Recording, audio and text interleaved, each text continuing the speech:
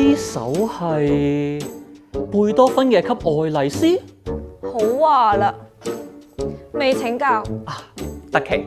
婉彤請。呢首係莫扎特嘅《小星星變奏曲》。好啦，玩夠啦，夠鐘埋位上堂。嗱，你哋知唔知點解份譜上面有數字啊？我知呢啲數字係話俾我哋知點樣去數拍子嘅。我就話咧，嗰啲數字係同個旋律有關啦。你哋兩個都有做功課喎。其實咧，呢個咧就係數字譜，或者我哋叫做簡譜，係一種記譜嘅方法。主要咧係用數字嚟表達嘅。咁佢又同五線譜有啲咩分別啊？對比我哋睇開嘅五線譜咧，佢嘅音符咧就以數字1至7去到表示。呢7個數字咧就等同於自然大調音階。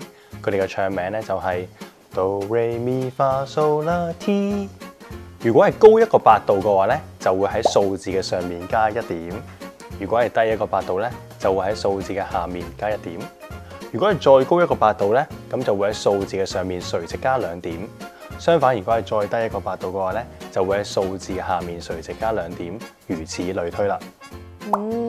咁簡譜有啲咩作用㗎？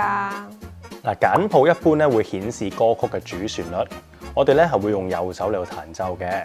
大家可以留意咧，手指嘅運用係要彈性配合歌曲高低音嘅變化嘅。我哋咧會用拇指或者係靠近拇指嘅手指咧，就會彈較低嘅音；而用尾指或者係靠近尾指嘅手指咧，就會彈較高嘅音啦。等我示範俾你睇下啦。以生日歌為例啊，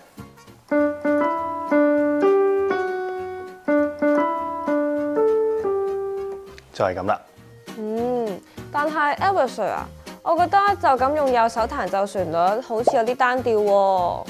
冇錯啦，所以咧我哋仲會用左手彈 chord 嚟到伴奏嘅。彈 chord 係咩嚟㗎？係咪即係隻左手不停咁樣重複 do mi so mi do mi so mi 啊？部分正確啦。其實咧 chord 咧即係和弦，最常使用嘅和弦咧有大調和弦 major chord 同埋小調和弦 minor chord。大調和弦嘅組成咧就係嗰個大調音階嘅1、3、5音。例如 C chord 咧就會由 C、E 同埋 G 嚟到組成啦。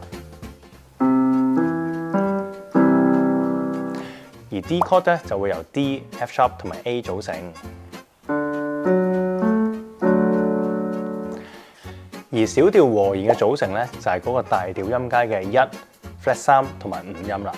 例如 C minor chord 咧就係 C、E flat 同埋 G。而 D minor chord 咧就係 D、F 同埋 A 啦。理論上咧，左手只要彈出和弦裏面嘅音，就可以為歌曲伴奏噶啦。Edward Sir 啊，又 sharp 又 flat 咁，好難記啊！喺彈曲嘅時候，有冇啲簡單易記嘅伴奏方法㗎？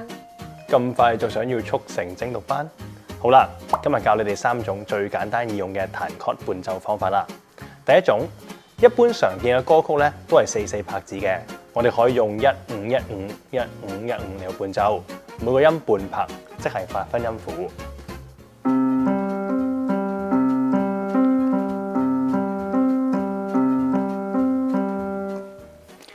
第二種，如果4/4拍子嘅歌係比較輕快嘅話咧，我哋可以用1、5、1、1、5、1，一拍一拍嚟到伴奏。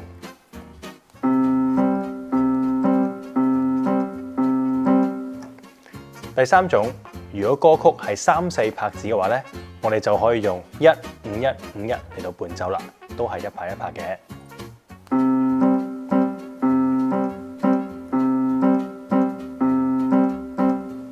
以上呢3個伴奏方法嘅好處咧，就係冇加入 chord 裏面嘅3音，所以我哋可以直接從 chord 嘅名就知道1音係啲乜嘢，再諗埋佢嘅5音，咁就可以彈到嗰個 chord 噶啦，係咪簡單好多呢？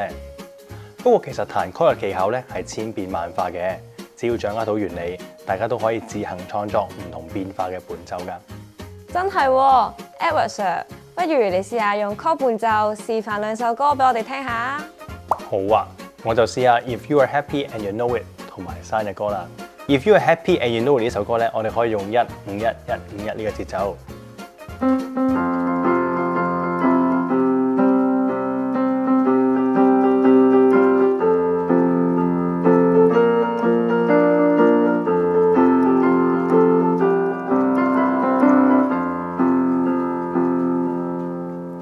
生日歌咧，我哋就可以用15151呢個節奏啦。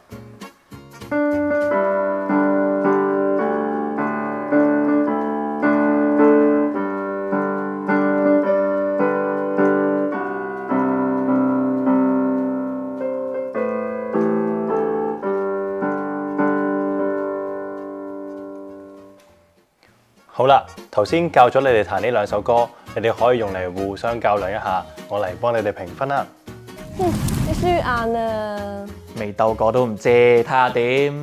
哦，唔記得咗講添，今次呢個分會計落你哋考試個 grade 嗰度喎。嚇冇啦！